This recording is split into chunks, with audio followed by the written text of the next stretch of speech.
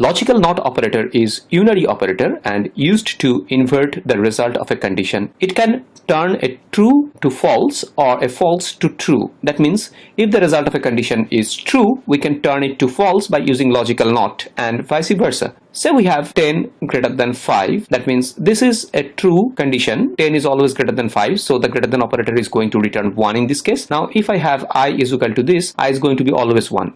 But if I use the logical NOT operation here, then the value for I is going to be 0.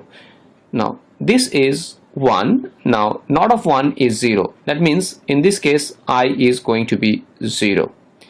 Now it can turn the false into true as well. That means if we have something like this 5 greater than 10, then 5 greater than 10 is always false.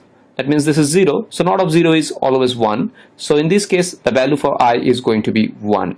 So the truth table of logical NOT operation can be written in this way. If C1 is the condition, the result of the condition, if it is 0, then C1 bar, it's 1. C1 bar, the bar is traditionally used to represent the NOT operation. In some books you can find that it's C1 rep. So if the input is 1, then it's going to be 0 when we use the NOT operation on 1. We will be using this logical NOT operator extensively in our programming example.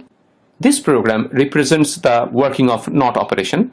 Here we have two variables, a initialized with 10, b initialized with 70, and we have another variable I here. Now we are applying the NOT operation on the result of a greater than b. Now a greater than b is obviously false in this particular case. So NOT of false is going to be true, so the value of I is going to be 1. So here if we print the content of I, it's going to be 1. Let me show you the result. Here I'm executing. So the value of I is 1 in this case. Now if I change the program a bit, say I'm initializing A with 100 and B, that is still 70. So A greater than B in this case is true. So NOT of true is going to be false. That means I is going to be assigned with 0. So the value of I in this case is going to be 0. So I'm executing the program. So the value of I in this case is 0. Now just for a note, let me remind you something special here. Now if I omit the bracket, can you guess what is going to happen? Now a greater than b is true, NOT of true is false, so the value of I is false. So you can expect the value of I as 0, as we have already executed this, but that was with the brackets. Now we do not have the brackets. Is there going to be any difference?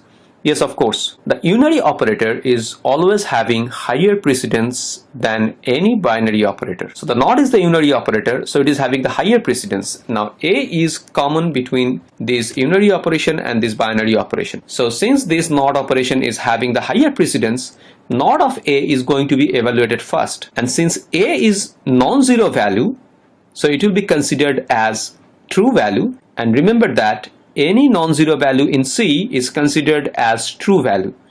So NOT of 100, that means NOT of true is going to be false. So this is going to be 0 in this case. So NOT of A is going to evaluate to 0.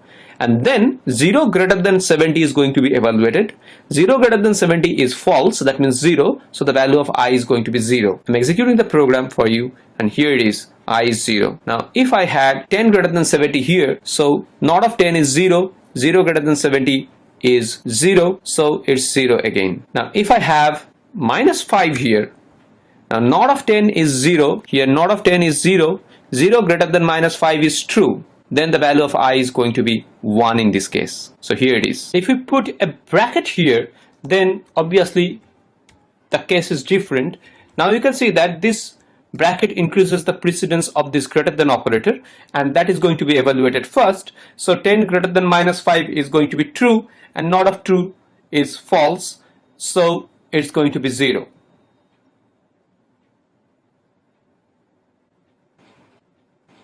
So the evaluation differs actually when you put bracket and when you do not. Makes sense?